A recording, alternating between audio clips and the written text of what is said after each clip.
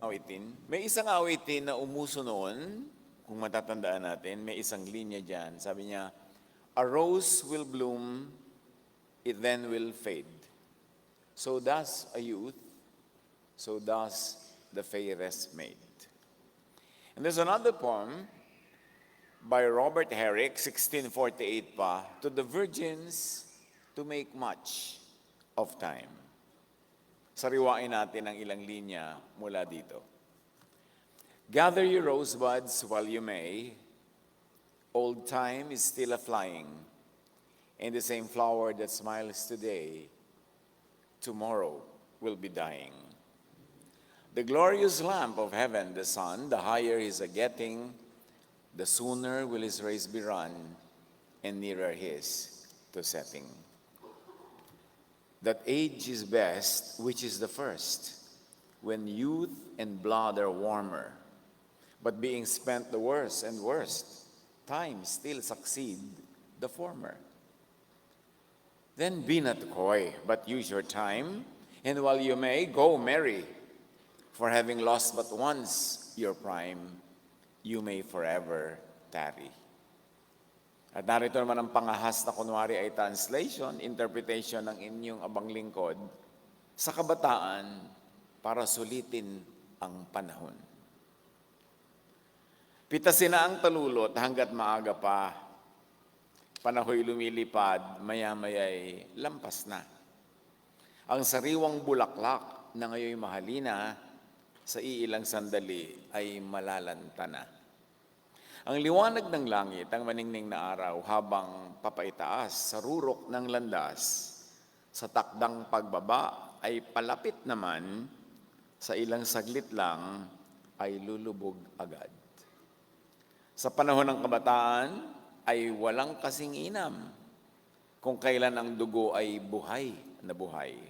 Ngunit pag pinalampas, kung lakas ay sinayang, lulumain ang lahat ng panahong daraan.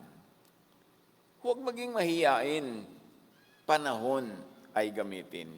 Habang maaari pa, magkaroon ng papa. Pag yung kabataan ay lumipas na, baka habang buhay ay manghinayang ka. New Year pa naman, habol pa ang ating paalala for a new life, bago gumurang. O kaya kahit medyo gurang na. Panginoon, salamat po sa panahon na inyong ibinibigay sa amin. Salamat sa lahat ng pagkakataon na kayo ay makilala. Malasap ang ganda ng buhay. Mangusap po kayo sa amin at turuan kami upang ang magaganda niyong layunin sa amin ay maganap to the fullest. Salamat po sa buhay. Father, we thank you and praise you in the name of Jesus. Ecclesiastes 12:1-7. Don't let the excitement of youth cause you to forget your Creator. Honor Him in your youth before you grow old and say, life is not pleasant anymore. Alalahanin mo ang iyong manlilikha sa panahon ng iyong kabataan bago dumating ang mga araw at taon na puno ng kaguluhan, panahong hindi mo na madama ang tamis ng mabuhay. Now, these lines are often read and interpreted as panakot sa mga kabataan and all others against the enjoyment of youthful life. But I think baligtad, or at least mayroong kabaligtaran pang pagbasa dito na ang sinasabi naman, sa pag-alala mo sa Panginoon, tiyakin mo that you will enjoy life that God gives you. Hindi yung sa pag-alala mo sa Panginoon, matakot ka, huwag ka mabuhay, maging over-careful ka dyan, wala kang gagawin. Kundi, alalahanin mo, binigyan ka ng Panginoon ng buhay, lalo ng kabataan at lakas, para hindi ito sayangin. So let's read this as don't let the excitement of youth cause you to forget your Creator's intentions and will for you in your earthly life. Don't let youth cloud your understanding of God's reason for giving, for lending you earthly life.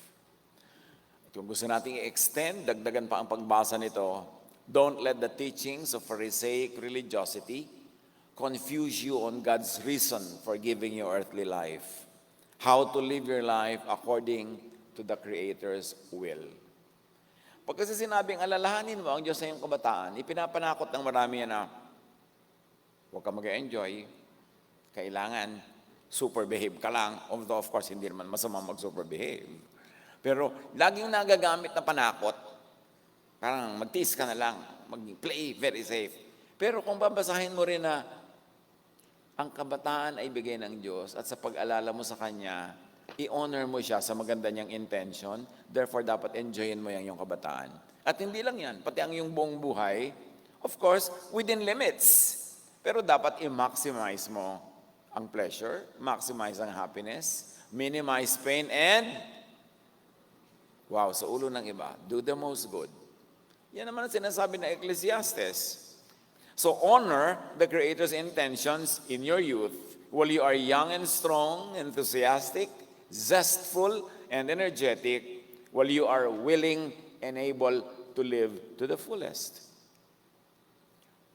So know what earthly life, know what youthful energy and ability is for. Bakit ba tayo pinahiram ng buhay ng may kapal? Bakit tayo pinahiram ng lakas? And bakit most of the time, ay talaga namang malakas tayo, liban na lang kung talagang ang tanda na natin at malapit na tayong humarap sa Panginoon, o kaya nagkaroon tayo ng mga karamdaman. But generally speaking, malakas ang tao. Bakit? Para saan? The intention for human life, according to the Creator, is very important. Not only to know, but also to live by. Genesis 1:26-30, sinabi ng Diyos, ngayon likhayin natin ang tao ayon sa ating larawan, ayon sa ating wangis. Sila ang mamamahala sa mga isda at sa mga ibon, sa himpapawid, at sa lahat ng hayop. So, humans were to be rulers. Yan ang intention. Manage creation, supervise it, rule over it, take care of it.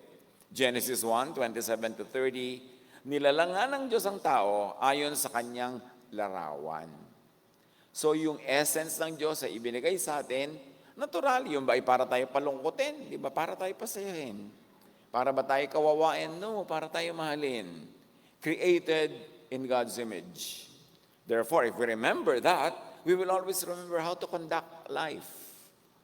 At sila'y pinagpala niya. Sinabi niya, magpakarami kayo at punuin ninyo ng inyong mga anak ang buong daigdig at kayo ang mamahala dito.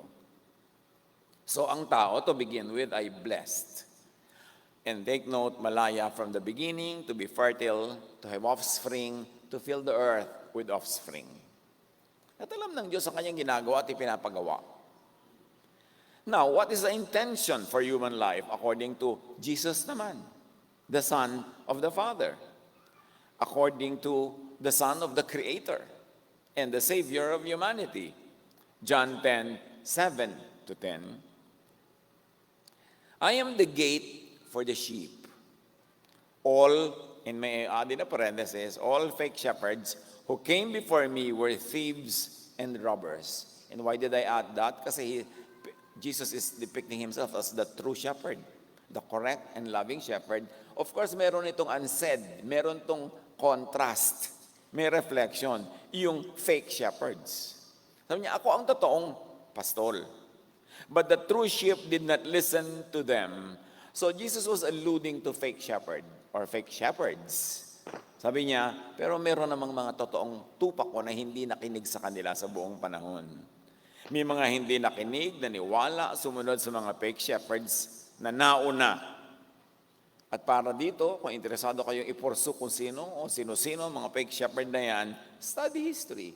Because all throughout the history of Israel, there had always been people who were outside the center of civilized life, na hindi sila laging kasali ng majority. Interesting study. May mga kawan ng Most High God sa kasaysayan na hindi naniwala, nakinig o sumunod sa mga fake shepherds na tinutukoy ni Jesus. But that is another study. Ang atin ngayong nais pagtuunan ng pansin, what is the meaning of life? What is the purpose of life?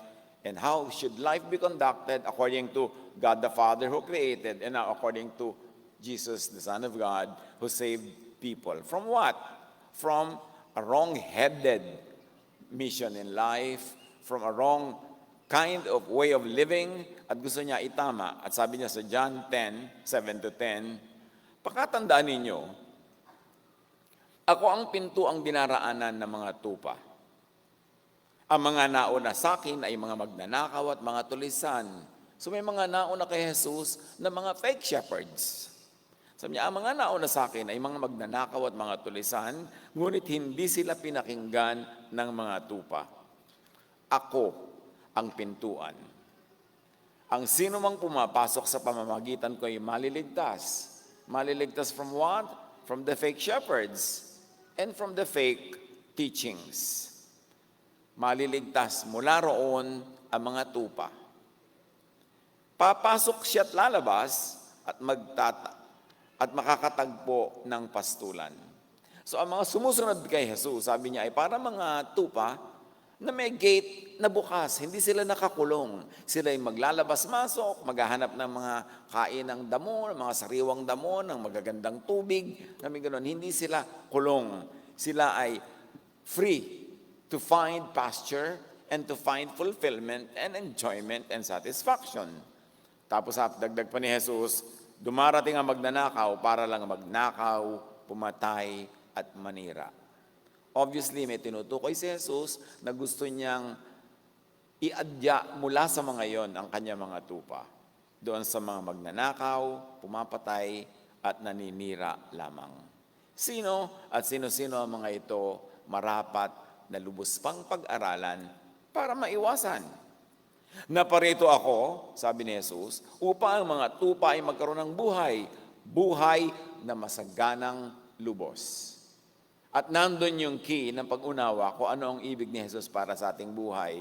Hindi lang basta mabuhay, kundi buhay na buhay. Masagana, lubos, ganap, fulfilled. Bakit ito idinidiin? Sapagkat maraming religious teachings sa kabaligtaran nun ang ipinopromote. Yung buhay na matamlay, buhay na gutom, buhay na hikahos, pagod, sikil na sikil, sakal na sakal, controlled na controlled. Pero sabi ni Lord, no, I came that you might have life and have it abundantly, have it to the full. So pag sinabing full, may reference. Ano yung mga dapat mong sukatin na mapuno at mabusog? Yun yung mga natural, normal na mga kailangan at libig ng tao na hindi naman talaga labag sa kalooban ng Diyos.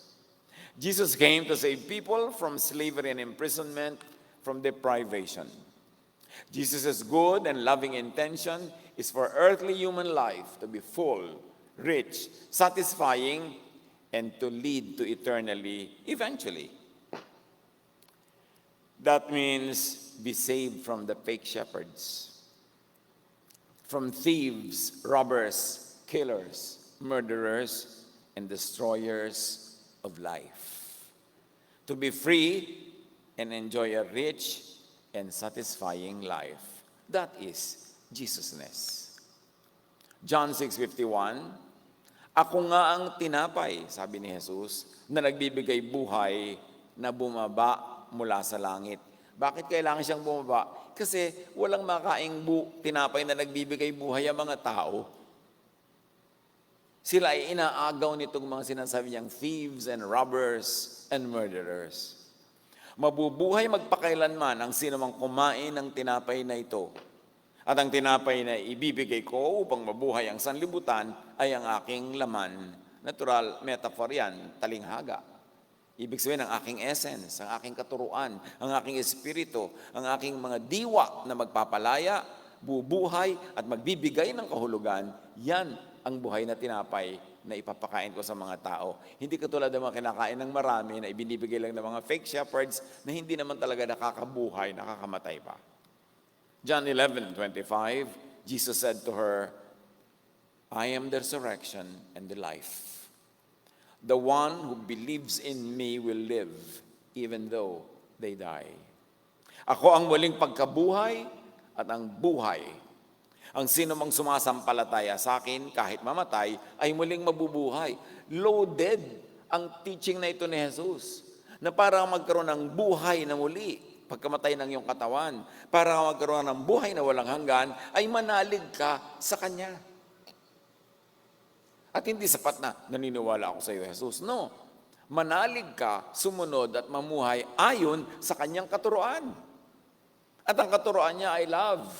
The love of the Father, the grace of the Father, na pag naniwala kang mahal ka ng Diyos through Jesus, na ikaw ay kinukupkop, pinapatawad, binubuo, nililinis ng Ama sa pamamagitan ng ginawa ni Jesus para sa iyo, ikaw ay magkakaroon ng buhay na walang hanggan. At sabi ni Jesus, do you believe this? Naniniwala ka ba? Iba naman yung sabi mong naniniwala ako sa talagang ipamuhay mo yung paniniwala na yun. Na naniniwala ka na ang grasya ni Jesus ay sapat para sa iyo, na hindi ka kulang o kulang ka man, napupuno lahat yon ni Jesus pag naniniwala ka sa Kanya. Na ang paniniwala niya sa mahirap magagap na ideya ng love, restoration, forgiveness, ay nagaganap ang pagkakaligtas mo mula sa parusa ng mga na ipinapataw ng law, ng religion, ng mga tao, ay lumalaya tayo pag nananalig tayo kay Jesus. Hindi lang sa Kanyang personality, but very importantly, sa Kanyang essence, sa Kanyang spirit, sa Kanyang teaching. Madaling malaman kung naniniwala ka talaga kay Jesus.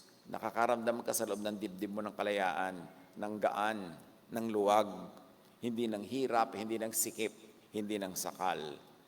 Kayo lang, tayo lang, personal lang ang makakapagsabing, oo nga, naniniwala ako. Kasi nararamdaman ko yung kalayaan, yung luwag ng dibdib na sinasabi niya.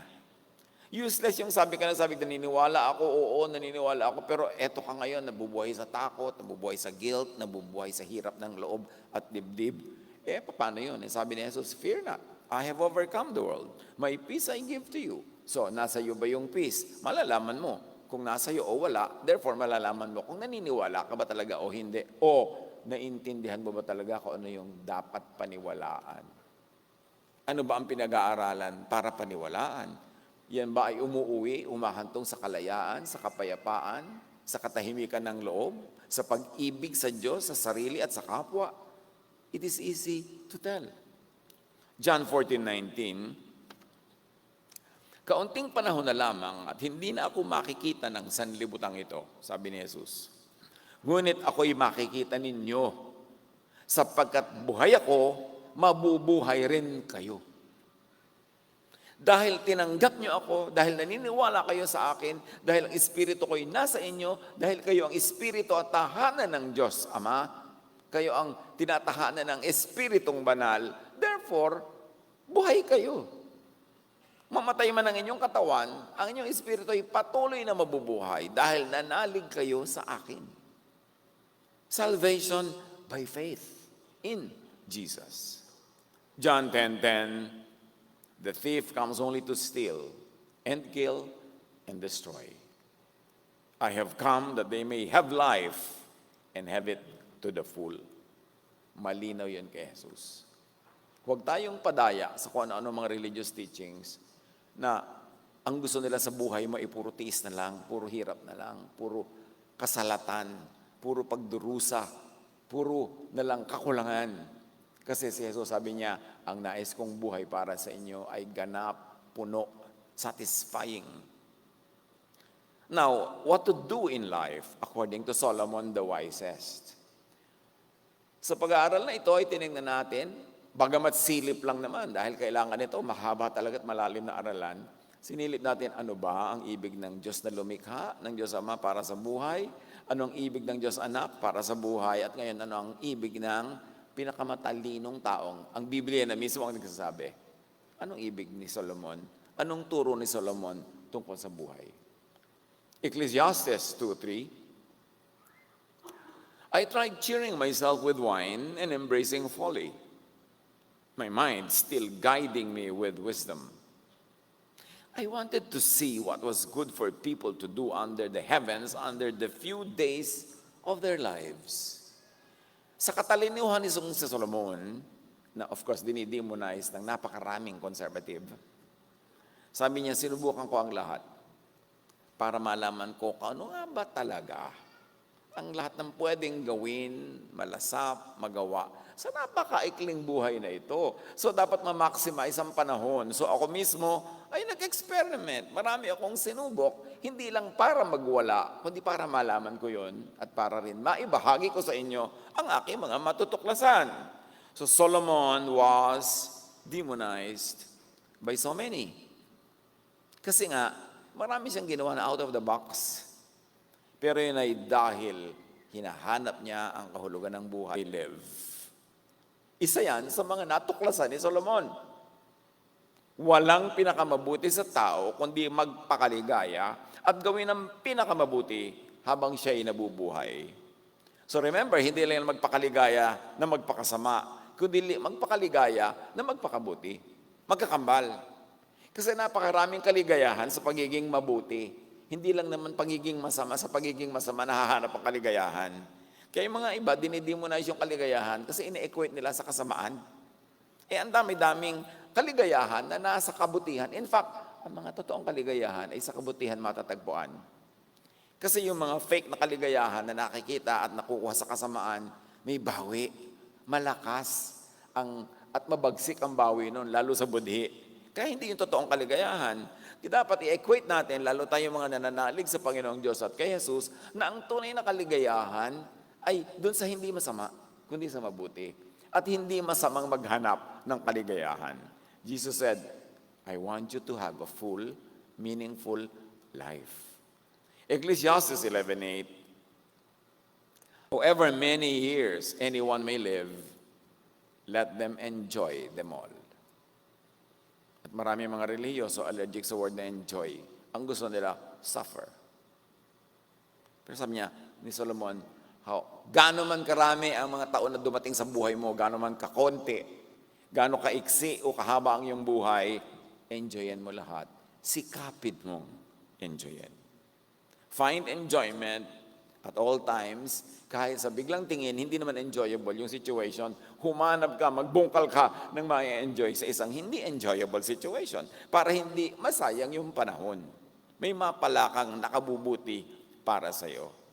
Ecclesiastes 12:1-7, alalahanin mo ang Diyos bago makubli ang sikat ng araw, bago magdilim ang buwan at mga bituin, bago ka batabunan ng makapal at madilim na ulap. Hindi naman yung bituin na magdidilim, hindi yung araw, kundi ang ating paningin. Bago ka magkakatarak, bago magdilim at matabunan ka ng mga makakapal na ulap ng katarak. Tingnan mo na ang dapat tingnan, panoorin mo na ang dapat panoorin, enjoyin mo ang dapat makita kasi hindi laging malinaw ang iyong mata.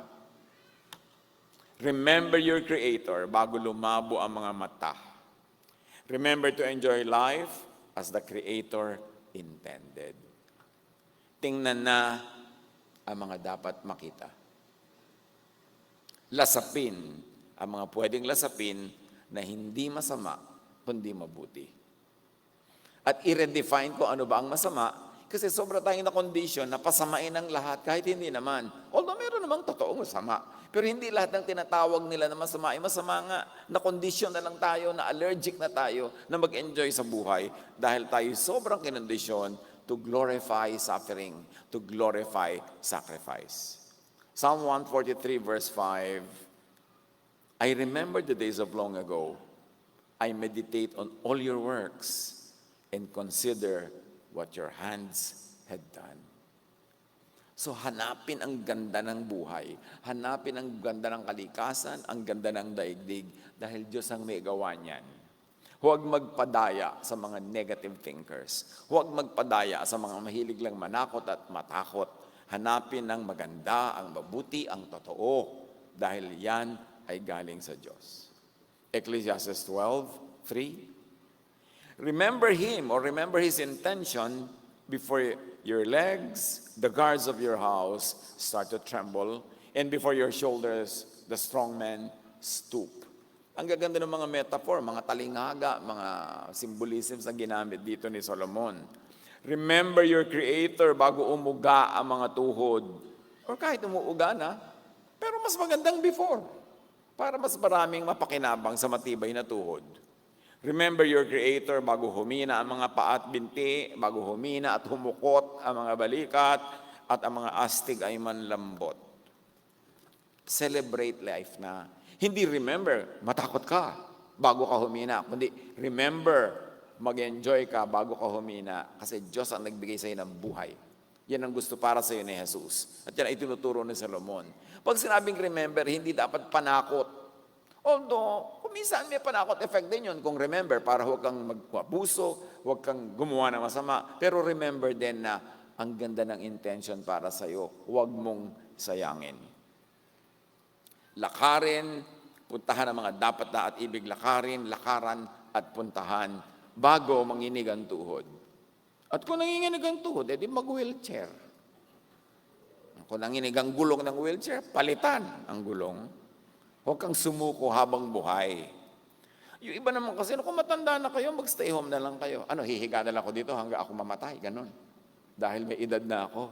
Yun nga may edad na ako, kaya dapat ako maglalakad dahil meron pa akong nalalabing panahon. Hindi yung kung matanda ka na, hihiga na. Buksan mo na yung nicho, papasok na ako dahil may tanda na ako Ganun ba yun? Baligtad. Remember, may nalalabi pa, kahit hindi na ganun karami, lasapin. At syempre, kung matatanda na yung mga mahihina na ang tuhod, gustong mamasyal, mga anak, bigyan ng budget ang nanay o ang tatay para ma-enjoy niya yon. Bakit pumapalak pa kayo dyan? Bigyan ng budget.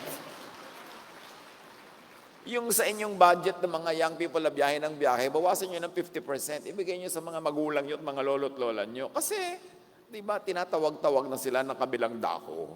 So, kailangan, bago sila magpatawag doon, maipasyal muna sila sa mundong ito. Dahil hindi ka naman laging nandito, lilipat ka doon sa kabila. Di habang nandito, huwag kayong magkakaroon ng matandang attitude. Matanda ka na, ba't ganyan ang damit mo? Yun nga, matanda na ako, kailangan mong babataan ako dito para ma-extend ng konti yung aking youthful mood. Hindi yung matanda ka na, magpusod ka na dyan, huwag ka na magkulay ng buhok at umupo ka na forever. James 4:14, hindi nga ninyo alam kung ano ang mangyayari sa inyo sa araw ng bukas? Ang buhay niyo ay parang usok lamang, sandaling lumilitaw at agad nawawala. Hindi yun panakot, hindi yun pang-negative thinking, hindi yun pampalungkot, panggising yun sa atin. Habang may buhay ka, at lalo kung may lakas ka pa, samantalahin mo yan. Hindi ka inilagay ng Diyos sa mundong ito para pagdusahin, kundi para pasayahin. Hindi ka inilagay dito para pahirapan, kundi ipalasap sa iyo ang ganda ng buhay. Kaya remember your Creator. And what will you remember about your Creator? That your Creator is loving, caring, that your Creator is considerate, na mahal ka niya at gusto ka niyang masarapan sa buhay habang gumagawa ka ng mabuti at tama. Ecclesiastes 8:7, walang makakapagsabi kung ano ang maaaring mangyari at kung paano ito magaganap. Hindi mo hawak ang buhay. Hindi natin alam. So, ang mabuti pa, habang may pagkakataon, remember your Creator. That your Creator wants you well. That your Creator wants you happy. That your Creator wants you fulfilled. Habang pwede, habang kaya, go. Ecclesiastes 12, alalahanin mo siya bago mabungi ang iyong mga ngipin at bago lumabo ang iyong mga mata. Salamat na lang sa technology, ang lahat ng mga nega na to nagiging positive, basta tama ang gawa ng mga scientists. Na-extend ang linaw ng mata, na-extend ang tibay ng ngipin, napapalitan pa nga ng iba yung ngipin nila, nagmumukhang perlas. So, maraming technology at hindi yun masama, basta hindi mo ninanakaw at hindi nakakasama sa iyong basic health, kailangang i-extend yung youth. Because knowledge is a gift from God. At kung magagamit yan para pagandahin ang buhay, edi pakinabangan. Remember your Creator bago umuga, malaglag at mabungi ang mga ngipin, bago mapagod at tumigil nguya ang mga ngipin, bago mawala ng panglasa at ganang kumain. Pag ang tao may gana, hayaan yung kumain o pakainin kasi hindi naman laging may gana ang tao eh. Pero yung may gana ka, tapos meron kang pagkain, nagkasabay, celebrate life. Kasi hindi lahat ng may pagkain ay may gana. At hindi lahat ng may gana ay may pagkain. Nagkasabay yon, don't demonize. May mga tao nasa piyestahan, ang daming kinakain. So, uy, diet. Ngayon lang ako nakakain eh. Diet pa. Yung puro, pag nag-enjoy ka, papaalalahanan ka ng mga killjoy, itong mga health guru. Yung iniinom mo, kinakain mo, nilulunok mo, kinukwenta, binibilang-bilang. Magkwenta ka nga sa sarili mo, pakialam ang kapwa. Magandang mag-remind paminsan-minsan, pero when people are enjoying, huwag kang biglang killjoy kasi hindi mo alam kung anong pinagdaanan nun. Buti ka nabuhay pa yun mula kahapon at nakarating to today ng buhay. Tapos ngayon nagse-celebrate, ginaganyan-ganyan mo. Hindi naman natin alam kung anong pinagdadaanan ng bawat isa eh. Hindi natin alam kung ba't ang lakas-lakas niyan tumawa, tapos naiinis ka agad. Malay mo ngayon lang yan nakatawa after 3 years nang hindi makatawa-tawa. Tapos, iirapan mo agad. Magagalit ka agad sa mga tao na nag-enjoy. Some of them have barely survived yesterday to be alive today. Ecclesiastes 9:9, enjoy life with your wife. O kung wife naman, enjoy life with your husband, whom you love, all the days of this meaningless life that God has given you under the sun. All your meaningless days. For this is your lot, and in life, and in your toilsome labor under the sun. Iyon ang iyong bahagi at bunga ng iyong pinagpaguran sa maikling buhay na ito.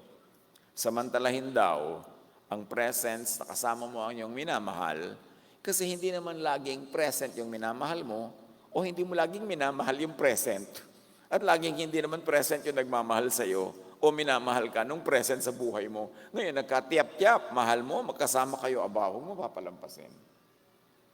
Kasi, napakaganda ng ganun mga sandali. Ecclesiastes 5:18, ito ang isang mabuting bagay na aking nakita, patuloy ni Solomon, nararapat lamang na kumain, uminom at pakinabangan ng isang tao ang mga bunga ng kanyang pinagpaguran sa mundong ito. Sa maikling panahong ibinigay sa kanya ng Diyos, ito ang ating bahagi. So remember, ang ine-enjoy yung pinagpaguran mo, hindi pinagpaguran ng iba.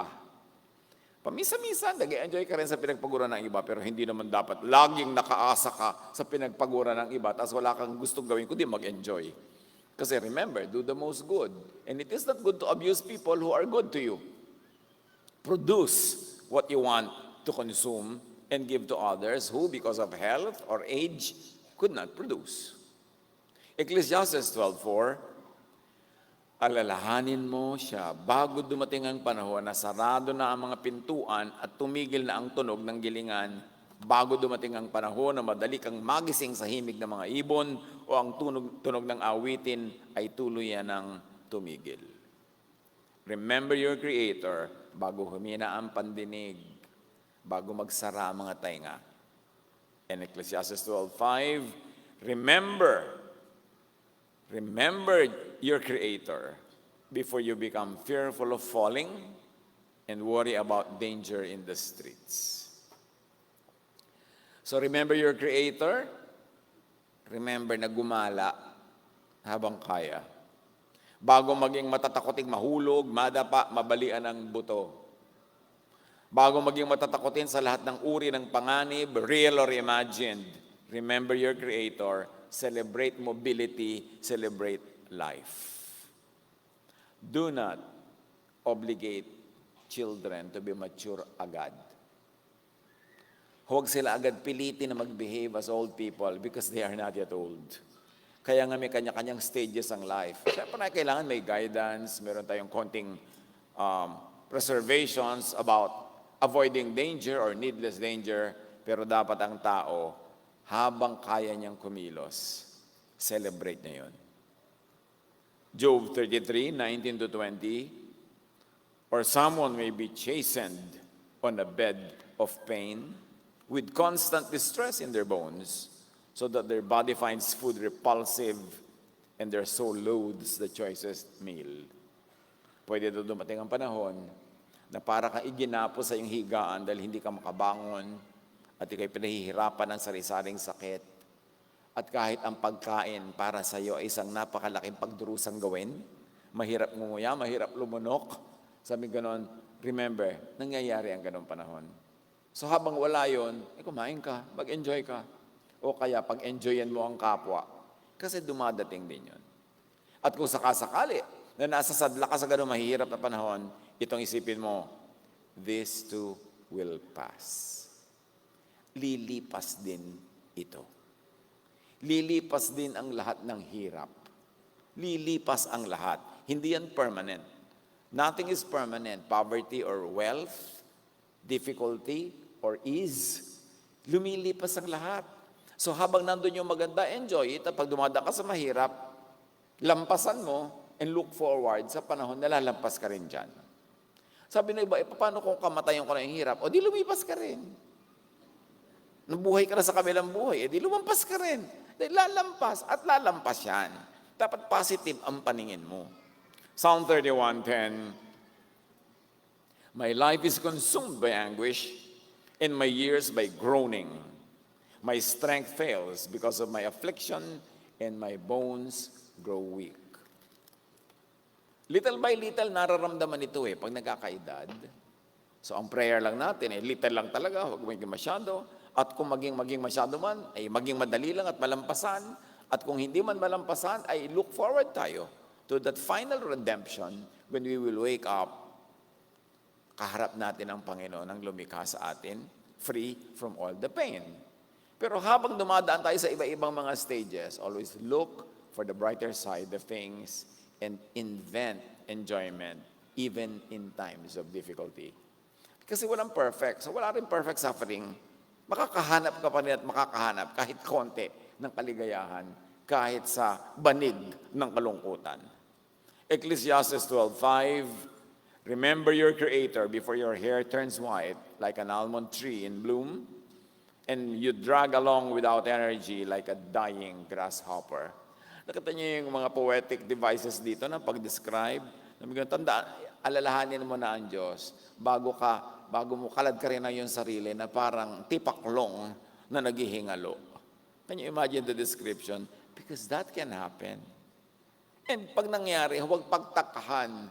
Ganun talaga ang buhay. So ang mahalaga, maximize all the good times to minimize the badness of bad times kung meron ngang bad times, which is the topic na iba pang usapin.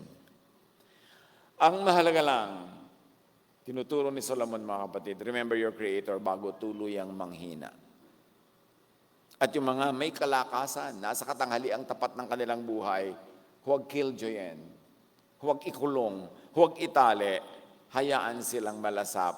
Yung kaligayahang ipinalalasap ng katawang malakas, malusog, at bata-bata pa. Ecclesiastes 11:9, mag-alala ka binata sa panahon ng iyong kabataan. Gawin mo ang gusto mo at lahat ng kaakit-akit sa paningin mo. Ngunit tandaan mo ang lahat ng ito'y ipagsusulit sa Diyos. So meron ding warning na ilagay mo sa tama. Mag-enjoy ka pero ilagay mo sa tama dahil may accountability. Yung accountability, para saan ba yon? For enjoying or for not enjoying life? Basahin natin both ways.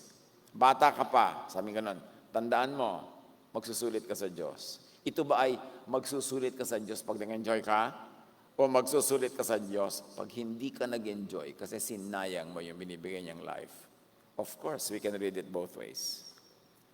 Lalo na kung saan ba tayo nagkukulang. Nagkukulang ka ba sa enjoyment? Well, magsusulit ka. Ba't ka nagkukulang? Binigyan ka nga.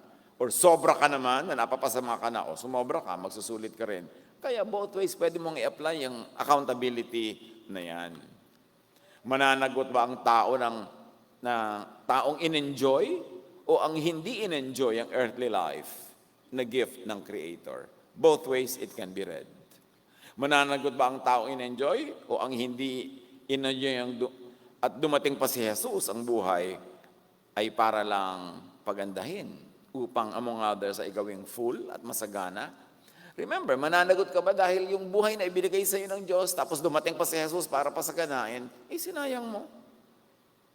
Mananagot ka ba dahil sa kabila ng itinuro at idiniin ni Solomon na dapat ay enjoyin mo to the max, ay sinayang mo? Think about that. May mga interesting studies na ginawa sa mga taong malapit ng malagutan ng hininga, yung mga nasa palliative care o yung talaga nag-aagaw buhay. And it's interesting to know kung ano mga pinagsisihan nila. Usually, ang pagsisisi nila ay hindi sa mga ginawa, kundi sa mga hindi ginawa. Meron din mga ginawang pinagsisihan, pero mas maraming, sayang, hindi ko ginawa ito, hindi ko ginawa yon, hindi ko ginawa yon.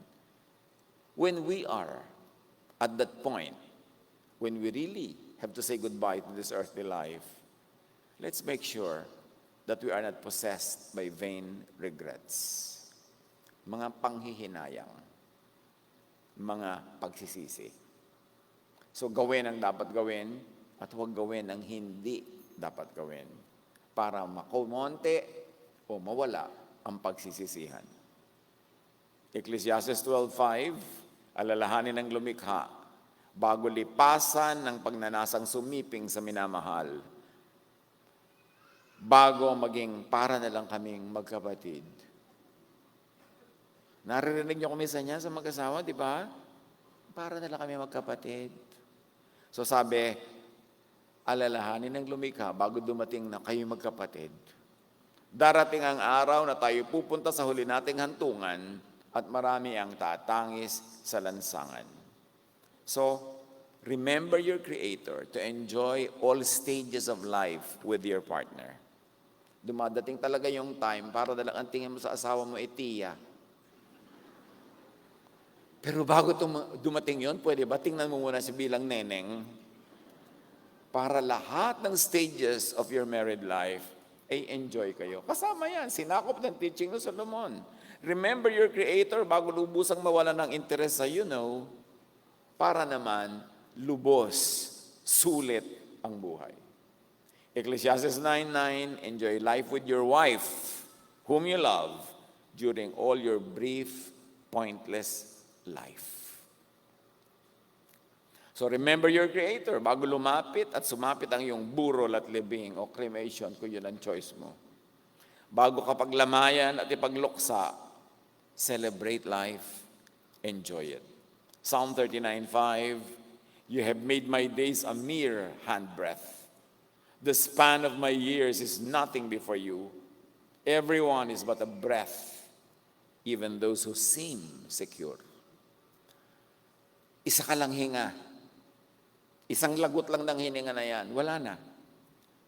Don't presume. Hindi natin hawak ang bukas. Psalm 90:12, teach us to number our days that we may gain a heart of wisdom. Hindi kasama sa mga pinag-uusapan ni Solomon yung ating mga dapat gawin, yung mga religious work, mga mission, mga pagtulong sa kapwa. Pero kasama yon. Hindi lang kasama sa discuss niya dito sa Ecclesiastes. Kaya dapat binubuo mo ang pananaw mula sa iba't ibang mga katuruan sa kasulatan para magkaroon ka ng balanced perspective. Ecclesiastes 12:9, yes. 12:6 rather. Remember your youth now while you are young, before the silver cord of life snaps and the golden bowl is broken.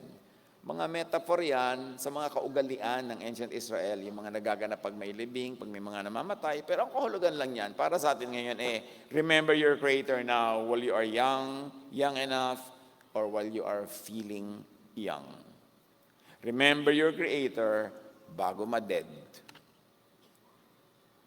Ecclesiastes 12:6, don't wait until the water jar is smashed at the spring and the pulley is broken at the well. Huwag maghintay hanggang mahuli ang lahat to live life to the fullest. Huwag padaya sa Pharisaic religiosity that rob you and steal life from you.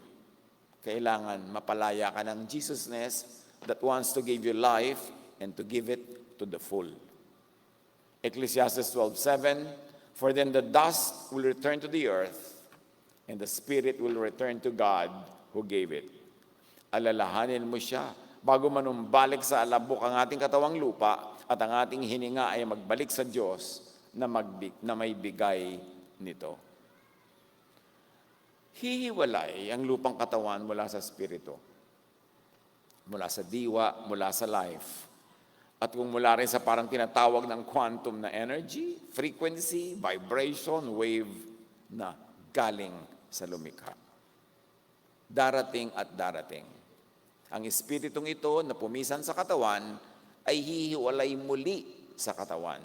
So habang magkasama yung katawan at espiritu, it's a very unique Goldilocks moment na magkasama yon. Then, honor the intentions of the Creator, the intentions of Jesus the Son, and the teachings of Solomon. Do not forget to enjoy life to the fullest, while doing good and while doing what God wants done. Ecclesiastes 3:20, all go to the same place, all come from dust, and to dust all return, meaning all physical life. But the spiritual life does not become dust. Napakahalaga na ating makita ang sinasabi even of the sciences of quantum physics dahil ang gandang window, ang gandang angle na maintindihan ng mga eternal and spiritual things from quantum issues. Hindi lahat naman ay ready to discuss that. Pero yung mga ready, dapat ifurso nyo yan, pag-aralan nyo. So, mahalaga, dito lang sa earthly life, magkasama ang lupang katawan at ang espiritu. Iba na sa kabilang buhay. Hindi laging magkasama ang katawan at ang espiritu. Do not think of eternal life as just like earthly life, transferring literally and physically to some heavenly venue. Ang lagi kasing laman ng ating isip, pag lumipat tayo sa kabilang buhay, dala din natin lahat itong mga abastos ng buhay na ito. Lumipat lang tayo sa ibang lugar, pero lahat the same din. No. Matthew 22:30, at the resurrection, people will neither marry nor be given in marriage. They will be like the angels in heaven. Ang tanong kasi ng iba, paano po kung 7 ang naging asawa ng isang tao sa lupa? Sino ang asawa niya sa langit? Sabi ni Jesus, hindi naman ganun eh. Iba na doon. Magiging tulad kayo ng mga anghel. So hindi na kayo mag-aasawa. Hindi na issue kung sino pa. So marami yung naging partner dito, ang magiging partner doon. Ang ibig sabihin lang, iba na doon. Huwag niyong asahan na lahat ng narito exactly, inilipat niyo lang. So paano yung dati niyong kaaway niya naman. Yung dati niyong mga takot niyo pa rin. Sabi, hindi, iba na. And the metaphor of marriage and remarriage in eternity is just that.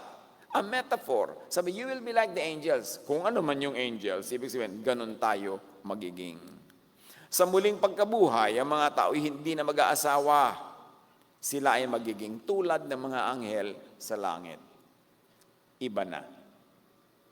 Mga detalye nun, hindi natin alam. Huwag na lang nating paghirapang alamin. Alam naman ng Diyos, o di Diyos na ang bahala. Alam mo ba kung saan galing ang espiritu mo? O hindi mo alam, di ba? Ang Diyos ang nakakaalam. So kung saan yan pupunta yung mga detalye doon, nasa kamay na rin ng Diyos. Ang atupagin mo yung ngayon. Kasi yung ngayon, alam mo, nakikita mo, at meron kang lakas at kapangyarihan para pagganapin ang dapat maganap dito sa nakikita at nalalaman mo. Dito lang sa earthly life, may chance to live and enjoy earthiness. Wala na sa kabila. Job 33:28. God has delivered me from going down to the pit, and I shall live to enjoy the light of life. Sabi niya, iniligtas ako ng Diyos mula sa kamatayan now. So extend ang buhay ko. So anong gagawin ko? I shall live to enjoy the light of life. Kasi hindi pa ako patay, so mabubuhay ako. Buti na lang, hindi pa ako namatay. Binigyan pa ako ng Diyos ng extension. At habang may extension, ano nga atupagin ko? I will live life to enjoy. Kaya nga ako binigyan ng Diyos ng extension. Psalm 39:13, look away from me, that I may enjoy life again before I depart and am no more. Huwag niyo naman po ako pag-initan. Hayaan niyo akong mabuhay habang buhay pa ako. Kesa naman dumating yung panahon na wala na ako at wala na makakaalala pa sa akin. Huwag na akong kagalitan upang muling makalasap kahit konting kasiyahan bago man lang mamayapat makalimutan ng lahat. So Job was aware of that. Darating ang panahon, mamamaya pa ako, malilimutan ng lahat. Pero habang wala pa yon, nandito pa ako, please, let me enjoy. Let me have a full life. Huwag padaya sa Pharisaic, legalistic, ascetic religiosity that condemns the body which the Creator made, that condemns physical needs and wants built in by the Creator. Colossians 2:16, therefore, do not let anyone judge you by what you eat or drink. Huwag na kayong magpapasakop pa sa anumang alituntunin tungkol sa pagkain o inumin at iba pa mga religious na usapin na bumabawas sa inyong ligaya, na pumipigil sa inyo para magkaroon ng full and abundant life. Romans 14:1-4, tanggapin ninyo ang mahihina sa kanilang paniniwala at huwag makipagtalo sa kanya tungkol sa kanyang kuro-kuro. O di ba yan ang ginagawa ng mga relihiyoso, minuto, oras-oras, magtalo-talo. Kung magalit sila sa isa, akala mo silang lahat magkakampi nagkakasundo nga sa lahat ng bagay, pero pag sila na rin, magkakagulo na rin at magkakanya ng pagtatalo-talo. Sabi, huwag nga kayong ganyan. Huwag nang makipagtalo sa kanyang kuro-kuro. Hayaan siya. Everyone has an opinion. Everyone has a belief. Everyone has his application. Sino ang makapagsasabing siya ang tama at yung kapwa niya ang mali? Sino ang makakapagsabi yung kapwa niya ang tama at siya ang mali? Lahat naman na nagke-claim na tama sila, mayroong pang-support. Pagka naman yung sinisiraan nila, may pang-support din yun sa kanyang sariling paniniwala. Kaya sabi, tanggapin na lang ninyo ang mahihina ang mga paniniwala o kakaiba sa inyong paniniwala at huwag makipagtalo sa kanya tungkol sa kanyang kuro-kuro. Kumbaga, para tumahimik ang buhay. Huwag padaya sa Pharisaic, legalistic, ascetic religiosity that glorifies physical deprivation, want, sacrifice, and suffering. Yung magtiis ka sa langit na bumawi. Bakit naman? Paano ko babawi sa langit? Iba naman ang sistema doon. Tsaka ba't kailangan ko sa langit pa? Hindi pa pwede dito. Kaya nga ako inilagay dito para ma-enjoy ko yung dito. Why not now? Basta hindi mo ipinapahamak ang iyong espiritu at ang espiritu ng iba. Hindi yan pinalusot, pinalampas at kinonsinti ni Jesus. Yung ganyan mga takbo ng isip na magtiis ka na lang, magdusa ka. Matthew 6:16-17 is a very interesting read. Basahin nyo yan.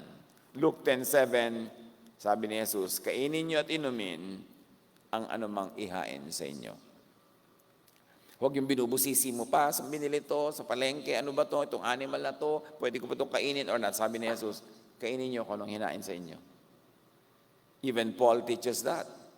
Pag pumunta ka sa bahay ng may bahay, naghain, sa iyong konsyensya, gusto mong kainin yun, pwede mong kainin yun. Huwag ka na magtanong dyan at gumawa ng problema.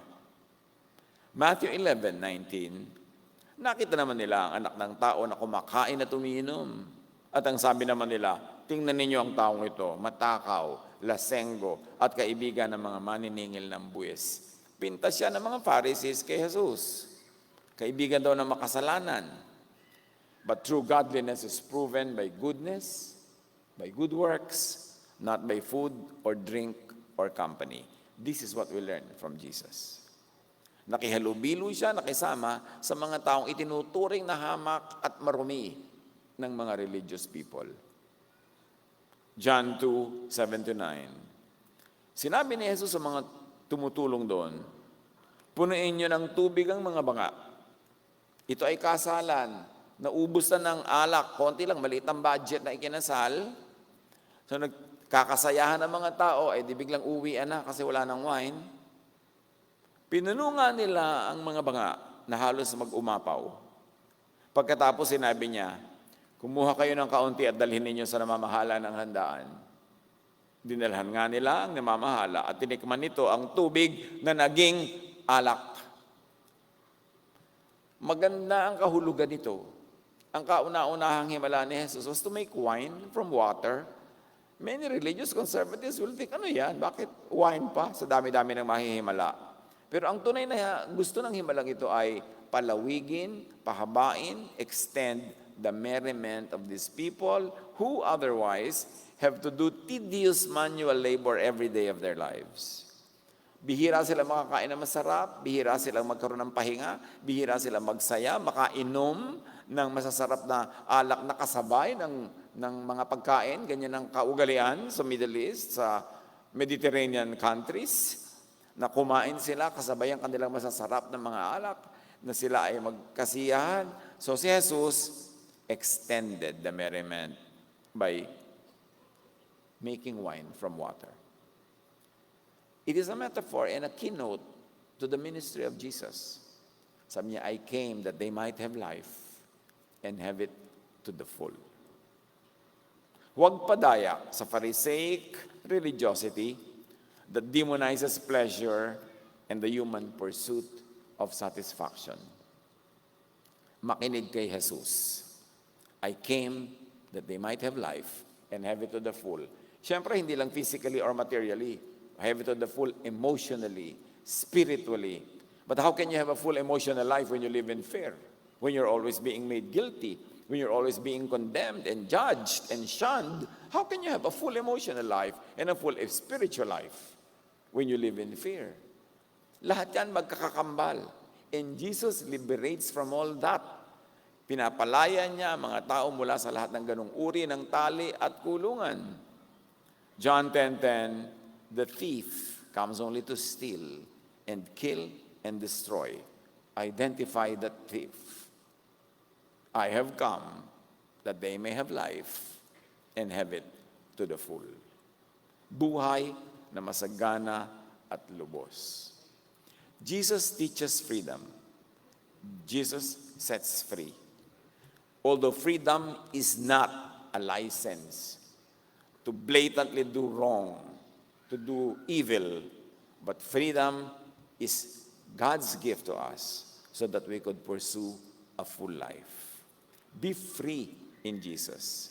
Set others free, especially those who are under your influence, so that in this short life, every one of us will have the best shot to have a good life, a life that is abundant, pleasant, and godly. Happy New Year!